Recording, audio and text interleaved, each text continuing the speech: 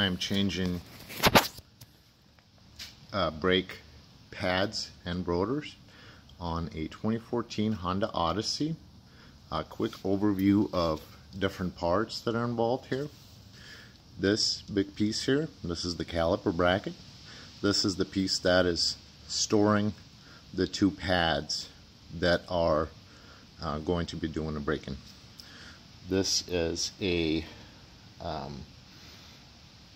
shim here. This is to hold the pads in place. This is the caliper bolt. It goes in here. This is caliper bolt butt. There's a such one on the bottom as well. That's the ones that hold the grease inside on the caliper pin and also allow the caliper pin to move back and forth. This is the caliper body. This is the part that is holding the rotor in place. Obviously this is the rotor right here. This is a front wheel drive, so the rotor is locked. This is a brake fluid line. It is flexible, which means we will have to take the caliper body off and replace the pads as well as the shims and make sure that the pads are lubricated. Caliper bolts are out. I used 14mm socket to take them out. There's a little bit of corrosion on this one. I'll probably just use a wire brush to take it off. Actually no, I won't, because I got brand new hardware, so I will just replace these two bolts with new ones. Now with those bolts out, caliper bracket can move out very easily. With the caliper bracket off, we get to the juicy part. This right here are the two pads. This is what hits the rotor to slow it down. There is two wire pins that separate the pads from the rotors. This ones look like they're in pretty good shape, and I will just reuse them. This is the two cylinders used to apply pressure on the pads against the rotor. The bottom one is a little bit rusty. I'll probably just hit it up a little bit with some really fine grit sandpaper just to remove the rust, and I will put brake grease lubricant on it. The next step would be to take off this caliper bracket altogether. I will have to take off, let's see if I can show it, this bolt, and then there's another one on the bottom here. Now this will probably be a little bit larger size than 14mm. Okay, I used a 19mm socket to take off these bolts. One note, they were really hard to take out, so I actually had to use a breaker bar to loosen them up. Here's the other one. And now we can take this bracket out altogether. There's a couple of shimming mechanisms here. Well, I will be replacing them with new ones. One important point is the part that's holding the cylinders in it. I have it secured using a bungee cord and bolt hole. The reason for that is because if I didn't, there would be unnecessary strain on this rubber line. We do not want to accidentally break this line. Now, next thing, I will be taking off the rotors. Looks like the rotors are pretty tight in there, and I may have to use a little trick to take this rotor off. I will show it to you as soon as I get to that point. The rotor had corroded quite a bit onto the car, so what I did is I found two bolts that I was able to push it out with. These are not very strong bolts, so I did not want to damage the thread on the rotor. So here's one bolt, here's the other one. There's actually threads on the rotors. When it comes off, it makes a bit of a popping noise. I know I loosened up the bottom, so hopefully we can duplicate the experience with the top. Okay, looks like maybe I won't have to. Looks like the rotor's amply loose. I will be taking rotor off Now, one important point about the rotor, don't hit it too hard on the bolts that hold the lug nuts. We don't want to damage them. Second, I used this trick where I drove the bolts through the holes that are on a rotor. There's another trick. You can use bolts through these brackets right here. If you're reusing the rotor, you don't want to drive the bolts directly into the rotor. The reason being is you will damage the rotor. We don't want that. So what I usually do is I'll, when I have a stubborn rotor like this that doesn't want to come off, I'll actually put a metal plate and then drive the bolt through this bolt hole here, and usually that does the trick for me. It'll take the rotor off. But in this case, it was relatively easy to take off using just these two screws. If you are reusing the rotor, I recommend you use pretty strong screws, or rather pretty strong bolts, to take it off. Again, you have to be very cognizant of not damaging the thread on the rotor itself, because you may have to do it again, and obviously you don't want to have broken thread. So I used very weak bolts, I guess, if you want to call it that, in the event if it would have been really hard to break this rotor loose. I did not want to strip the thread on the rotor. In my case, of course, I'm replacing the rotor, so I don't care. Another trick is to just take a hammer and just pound on the rotor, especially if you're not reusing the rotor. It's really loud and it's really difficult, and I usually don't like to do it. So you either use the two thread holes on the rotor itself right here, and if this doesn't work, take two big bolts and put them through this thread, and as you tighten in those bolts, it will pop the rotor right off. Since I'm not reusing the rotor, I did hit it a couple of times with a hammer just to show you what happens to the rotor when you hit it with a hammer. There's indentations here. It weakens the rotor, and there's a good chance this is going to mess up your new pads if you're just replacing the pads. So it's very easy to damage the rotor. So if you are going to pound it with a hammer, just make sure there's some sort of a steel or metal bracket or plate that's separating your hammer from the rotor surface, or rather rotor surface. I put on the new rotor. It is not secured in there right now. It's loose. This rotor is really nice, but it didn't come with any grease on it. But I still used brake lubricant to clean off the surface. Excuse me, I used a brake cleaner to clean off the surface. This is our hydraulic pins. This one was a bit rusty, so I sanded it with 320 grit sandpaper. Sanded this one a little bit too. I put brake grease on both pins. This silver part right here, this is really the point where the brake cylinder touches the pad. So this is really the only part that you need to put grease on. I'd also put grease over here, since this is a point where the caliper bracket touches the pads. So it's sometimes people don't do it, but I hit it up with a little bit of 320 grit sandpaper in here just in case as well. Lower chances of squeaking. Okay, this is the caliper bracket here.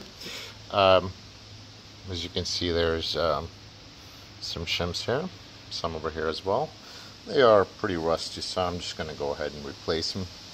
This is the caliper pin. This is the caliper pin boot.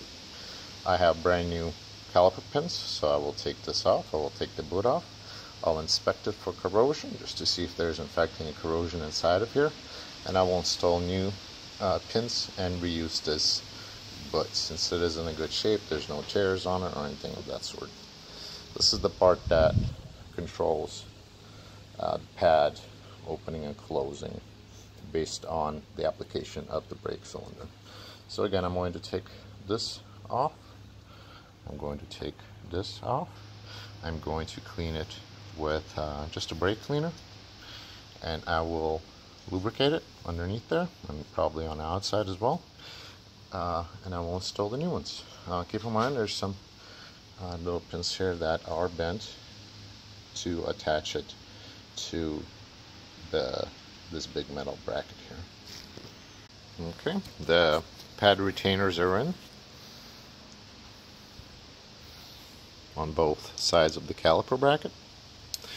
They don't have to be in there attached permanently or anything like that.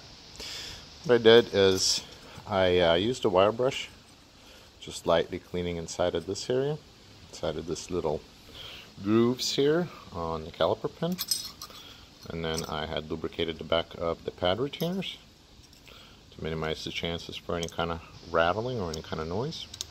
Don't scrub it too hard in there. I just used a little wire brush and a little bit of 320 grit sandpaper, which is my favorite for doing brakes. Next step will be this pins here, caliper pins here. Okay, I took out the caliper pins and I had inspected them. Decided to replace this one because I wasn't certain if there was a bent on it or not. So to put it in, it's relatively easy. You just push it in, and now the caliper pin, this rubber butt, is on there, nice and secure. I had lubricated the pins, of course. Make sure there's no rust on it or anything of that sort. Take them out is relatively easy as well. Here, well, actually, I'm not going to try to take this one out with one hand, but I'll show you what it looks like. You see how there's a little groove here closer to the this part? This is the groove where the rubber pin goes into. Clean it out a little bit. If the one you have is a little rusty, just clean it out a little bit. Don't scrub it too hard.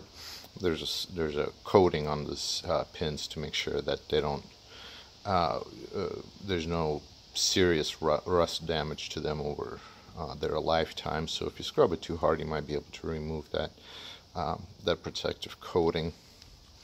This would be, I don't know, the forward or the back pin. You would have to look on your car, see how that goes. But there's a little rubber grommet, I guess, goes over this little part here. Like I said, I looked at the pin over here and it looked just fine, so I'm not going to put a new one in. The caliper bracket is in. I've also installed the inner rotor pad. One very important thing to point out, if you're going to buy a new kit,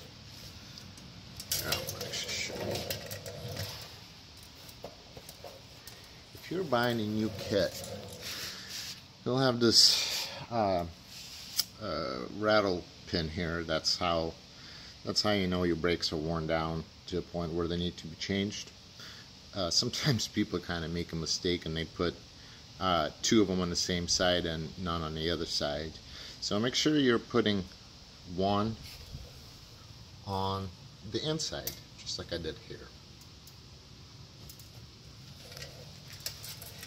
There's two bolts back here.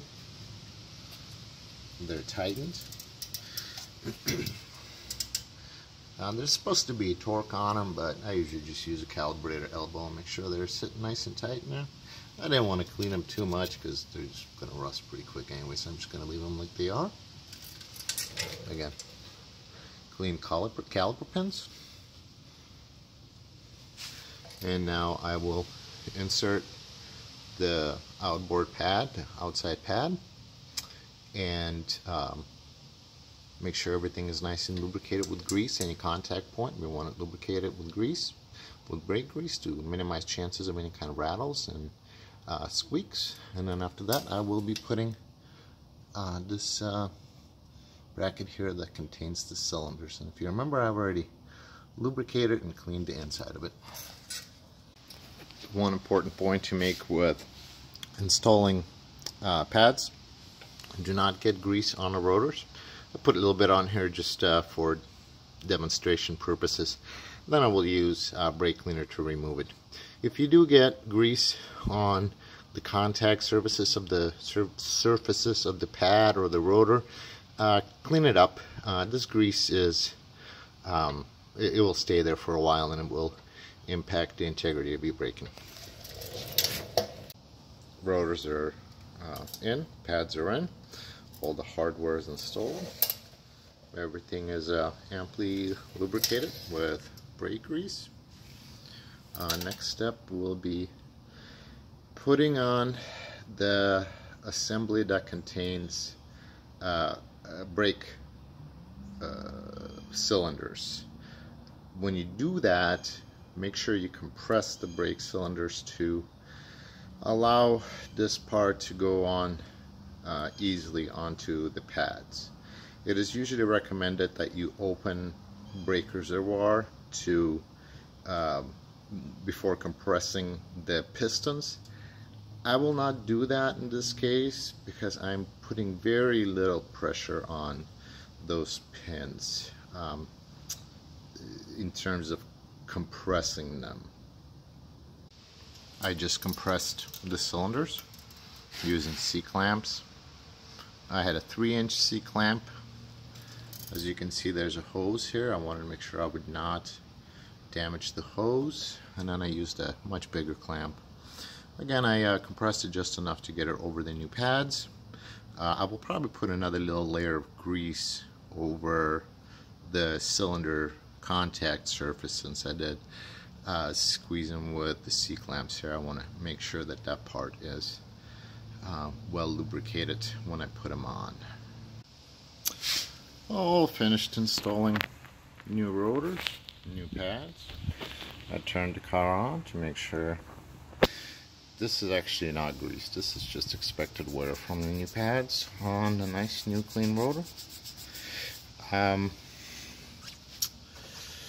Everything's good to go when you're attaching this bracket that has the pistons in it. Make sure that this brake line is not twisted in any way. And of course, check your brake fluid level.